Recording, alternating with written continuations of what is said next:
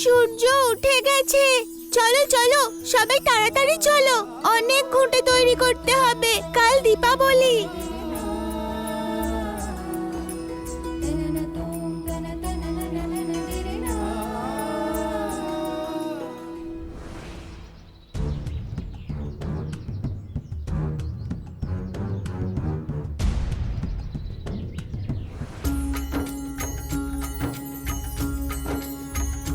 वो कहते हैं किस्मत जिसको कर्म का फल है, जीवन में कर्म योग का मार्ग ही अटल है। जो कुछ है हाथ में तेरे एक यही पल है, अच्छे कर्म किए जाए तो जीवन सफल है। ओम साई ओम साई ओम साई ओम साई ओम साई ओम साई ओम साई ओम साई ओम साई ओम साई ओम साई ओम साई ओम। কি বুঝছো আন্তা? কিছু মাথায় আসছে না পান্তা, এই ঝিপড়িকে কি করে শিক্ষা দেওয়া যায়।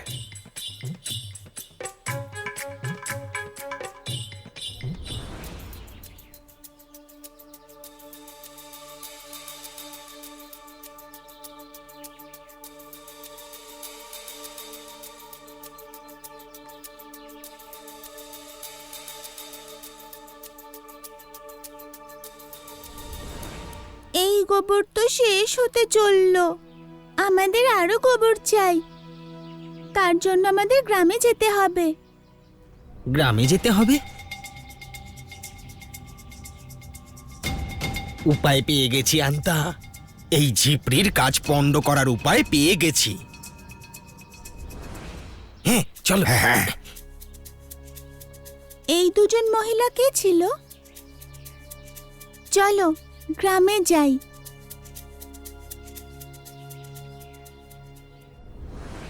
কুলকার্নির সরকার আবার সবাইকে আসতে বললেন কেন?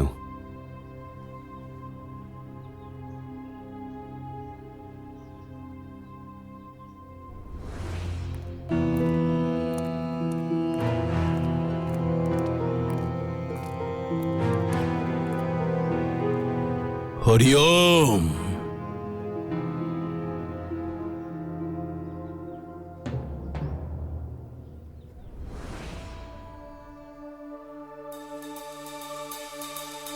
কাল দীপাবলি। দীপাবলির দিন মা লক্ষ্মীকে পূজা করা হয়। এই দিন প্রভু রামচন্দ্র অযোধ্যায় ফিরেছিলেন। কিন্তু কোন মুখে আমরা মা লক্ষ্মীকে আহ্বান জানাবো যখন আমাদেরই গ্রাম থেকে রাজকোষ চুরি হয়ে গেছে? কি করে জানাবো সম্মান প্রভু রামচন্দ্রকে যখন কাউকে বাঁচানোর জন্য আমরা অধর্মের সঙ্গ দিচ্ছি?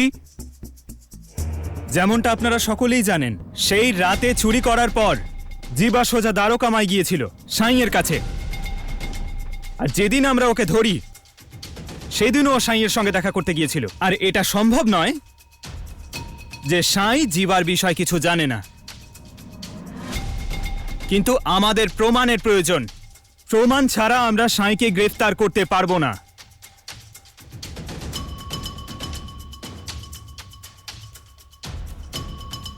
হরি ওম হরি ওম।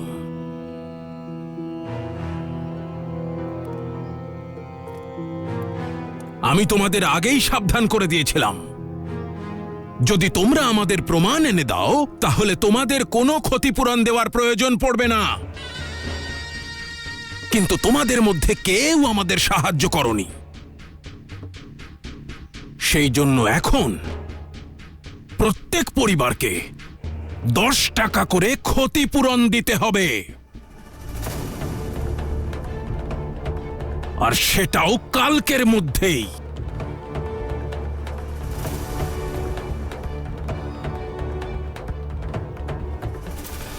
সরকার, 12 আনার থেকে বেশি আমি কখনো জীবনে দেখিনি সরকার। ওই ওই 10 টাকা আমি কোত্থেকে দেব সরকার? 10 টাকা আমার পক্ষেও অনেকটাই বেশি। তাহলে বাকিরা কি করে পারবে? কোথা থেকে দেবে? ইংরেজ সরকারের সামনে পুরো শিরডির নাক কাটা যাবে। এক তো আমরা রাজকোষ ফিরিয়ে দিতে পারছি না, তার উপর চোরকে বাঁচানোর চেষ্টা করছি। সরকার, 10 টাকা আমরা কোত্থেকে আনবো? আমাদের তো সর্বনাশ হয়ে যাবে সরকার। একটা উপায় আছে, যা আমি আগেও বলেছিলাম। বেঁচে যাবে যদি প্রমাণ নিয়ে আসো সাঁইয়ের বিরুদ্ধে।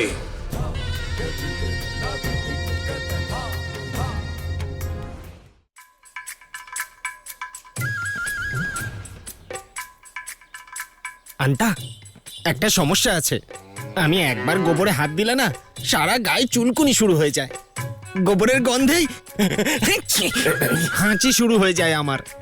তাহলে গোবর তুলবো কি করে? সেটাই তো, গোবর তো তোমাকেই তুলতে হবে। বলছি পান্তা, এই কাজটা তো অন্য কাউকে দিয়েও করানো যায়, তা না হলে এই সব গোবর আমাকে একাই তুলতে হবে। আরে তুমি কেন বোঝো না আন্তা? ওই ঝিপড়িকে হারিয়ে দিলে ওই সাঁইয়ের ভাঙা বাড়িতেও আর দীপাবলি পালিত হবে না, বুঝলে? কত বড় আনন্দের ব্যাপার হবে সেটা। সরকারও আমাদের উপর ভীষণ খুশি হবেন, পুরস্কার দেবেন আমাদের। আর তুমিও না এই সুযোগটা অন্য কাউকে দিতে চাইছো। কথাটা তো একদম ঠিক বলেছো পান্তা। তাহলে যাও, তোলো, গিয়ে তোলো।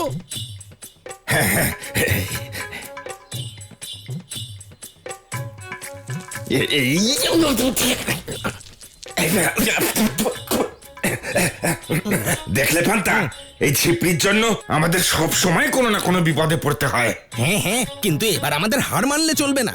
তোলো তোলো, তুলে নাও।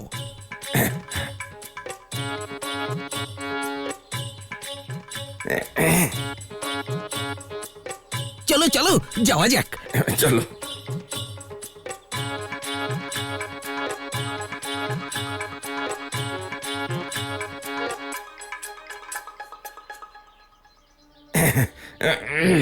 গ্রামের সব গোবর আমরা সরিয়ে ফেলেছি। ঝিপড়ি, এবার আমিও দেখব যে তুই ঘুঁটে কি করে বানাস।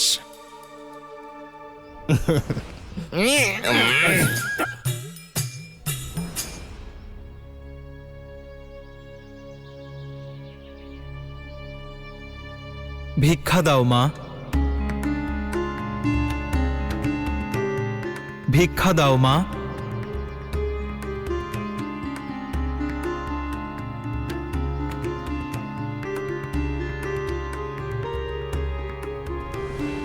আল্লাহ মালিক।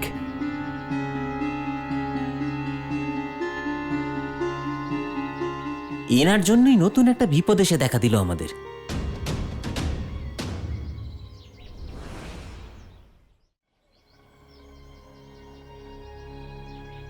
কিন্তু দোষটা কি এনার? আমি তো কিছুই বুঝতে পারছি না। আমি তো ভেবেছিলাম সাঁইয়ের বিরুদ্ধে কোনো গল্প বানিয়ে কুলকার্নি সরকারকে বলে দেব 10 টাকা দিতে হবে না। আরে যখন তোর ছেলে অসুস্থ ছিল, সাঁইয়ের জন্যই সুস্থ হয়েছিল। এভাবে কি করে মিথ্যে বলে তুই এনাকে ফাঁসাতে পারিস? ওর কাছে মিথ্যে না বলার কারণ আছে, কিন্তু বাকি গ্রামবাসীরা, তারা তো আগে নিজেদের বাঁচাবে। জানি না সাঁই এখানে কতদিন সুরক্ষিত। ভিক্ষা দাও ভাই।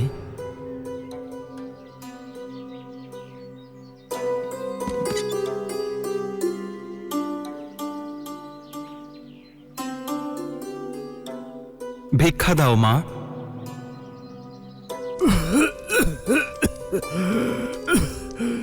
ভিক্ষা দাও মা। 10 টাকা জরিমানা চাপিয়ে আবার ভিক্ষে চাইতে এসেছে।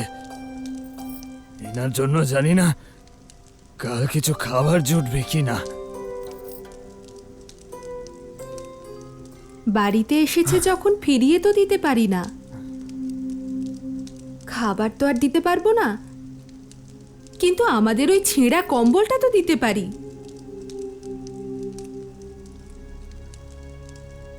কম্বল দেবার কোনো দরকার নেই। এই বস্তাটা আছে, বস্তাটা দিয়ে দাও।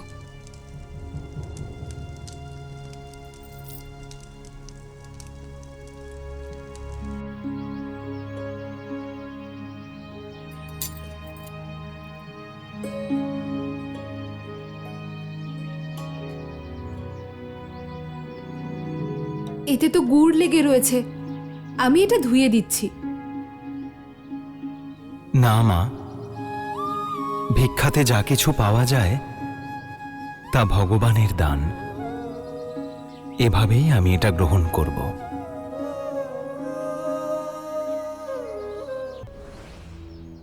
সব জায়গা খুঁজে দেখলাম, কিন্তু কোথাও পাচ্ছি না গোবর। ঝিপড়ি, ঝিপড়ি, কোথাও পাইনি গোবর। ঝিপড়ি, আমিও পেলাম না। আমিও পাইনি। এরকম কি করে হতে পারে? ঝিপড়ি, যদি আজকে গোবর না পাই তাহলে ঘুঁটে কখন বানাবো আর বেচবই বা কি করে? হ্যাঁ ঝিপড়ি, একটা কাজ করা যাক। এখন আমাদের কাছে যতগুলো ঘুঁটে আছে সেগুলো বেচে দিয়ে যদি ওই টাকা দিয়ে তেল কিনে কাজ চালাই তাহলে? না, ওইটুকু তেলে কাজ চলবে না। আমি পুরো দ্বারকা মাইতে আলো জ্বালাতে চাই, আর আমাদের বস্তির সব বাড়িতে প্রদীপ জ্বালাতে চাই। আমার মনে হয় না যে এটা হবে। সাই বলে যারা চেষ্টা করে তারা কখনো হারে না। তাহলে কি করব?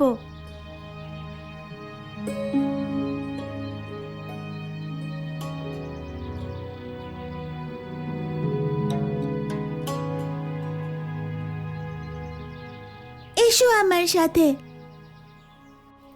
সব আয়োজন ছেড়ে এইভাবে বসে থাকতে নেই। যদি হঠাৎ সব ঠিক হয়ে যায় তাহলে যে তিথি ঠিক করা হয়েছে তার মধ্যে বিবাহ কি করে হবে? তোমার এখনো মনে হয় যে বিয়েটা হবে?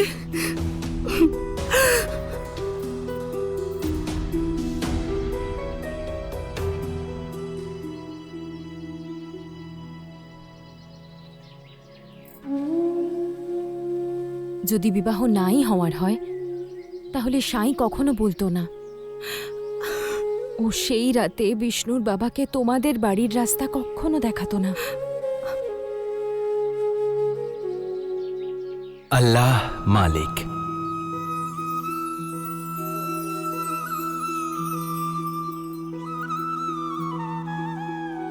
সাই, এবার তুমি ওকে বোঝাও, এভাবে আশা যেন না হারায়।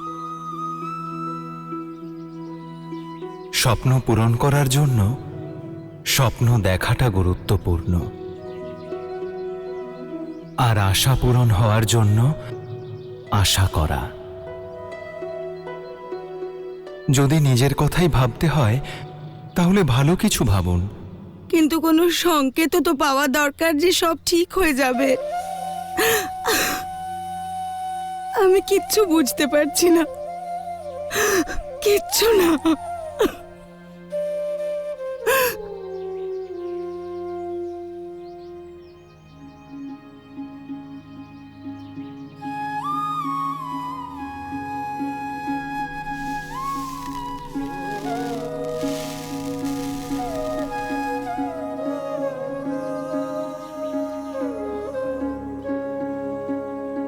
আল্লাহ মালিক। চলো চলো, তাড়াতাড়ি ঘুঁটে বিক্রি করে আসি। হ্যাঁ চলো চলো।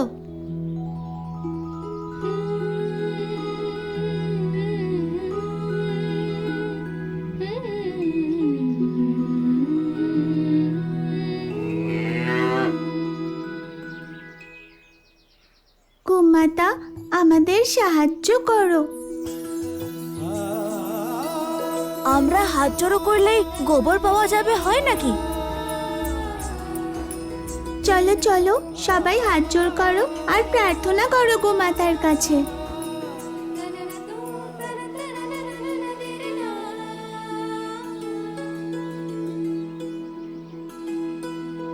গোমাতা, একটু গোবর দাও আমাদের। গোমাতা, একটু গোবর দাও আমাদের।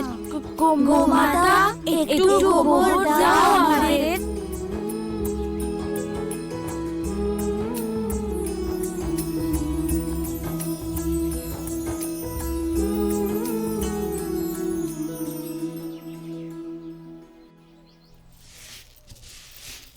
ভিক্ষা দাও মা।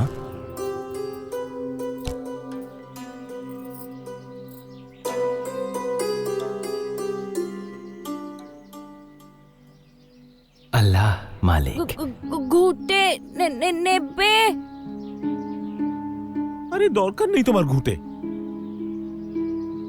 একে 10 টাকার জন্য নিজের জ্বালায় নিজেই মরছি। জানি না আমি কোত্থেকে দেব। যাও।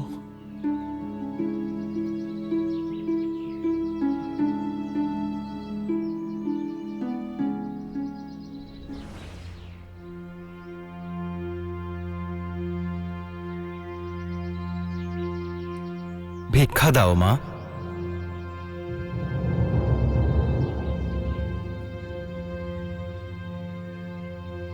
আল্লাহ মালিক। এই হারটা খুব সুন্দর, তাই না? খুব সুন্দর লাগবে যমুনাকে।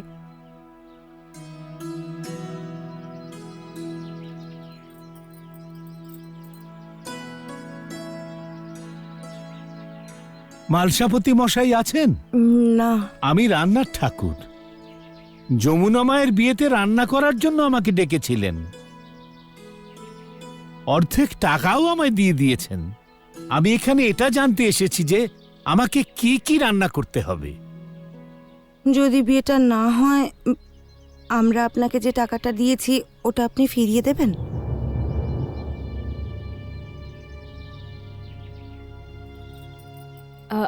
আপনি একটু অপেক্ষা করুন, মালসাপতি মশাই এক্ষুনি চলে আসবেন।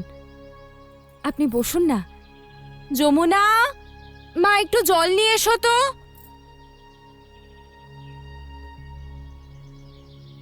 নাও না ঘুরতে। চাই না মা, যাও এখান থেকে। বললাম তো চাই না, যাও।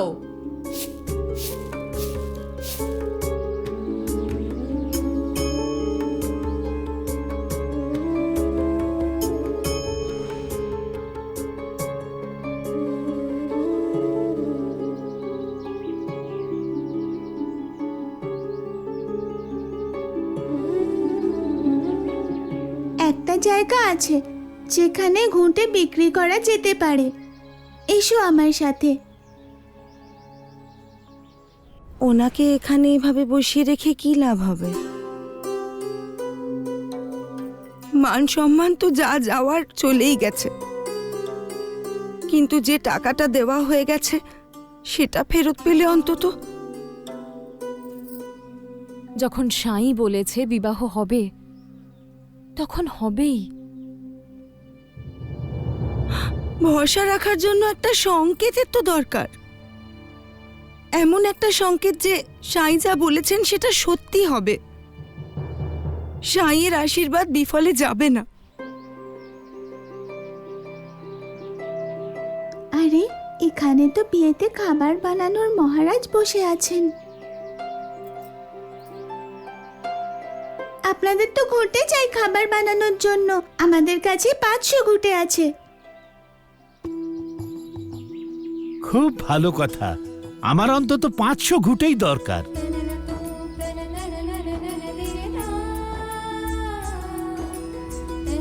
আপনি ঘুঁটের ব্যবস্থা করে দিয়েছেন, খুব ভালো করেছেন। এবার আর কাজে কোনো সমস্যা হবে না। আর হ্যাঁ, আমার একদম শুকনো ঘুঁটে চাই।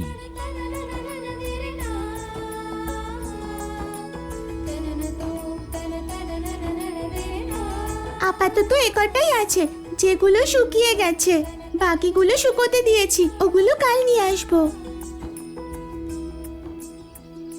আচ্ছা, বিয়ে উপলক্ষে আপনি কি কি খাবার বানাবেন? যমুনা দিদি আমাদের জন্য কিছু খাবার রেখে দেবে তো? যমুনা দিদি, শুধু তোমার বিয়ের কারণে আমাদের সব ঘুঁটে বিক্রি হলো। এবার পুরো দ্বারকামাই আর আমাদের বস্তিতে প্রথমবার দীপাবলি পালিত হবে। এই ঘুঁটে বেচে তেল কিনবো প্রদীপের জন্য। সংকেত চাইছিলে না তুমি? দেখো, তুমি ভেবেছিলে আয়োজন বন্ধ করবে, কিন্তু তাও কিছুই বন্ধ থাকছে না।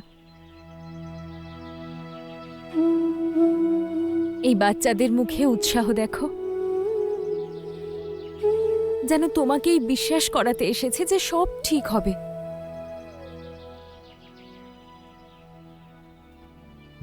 ঝিপ্রিমা,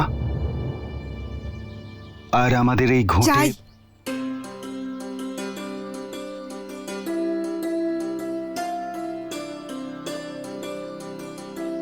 আমাদের সব ঘুঁটেগুলো চাই।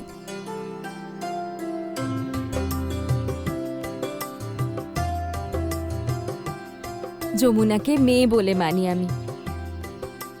ওর বিবাহে আমার একটা চাহিদা আছে, আপনি বারণ করবেন না। ভাইজা বৌঠান, আপনার সম্পূর্ণ অধিকার আছে। ঘুঁটের দাম আমি দেব।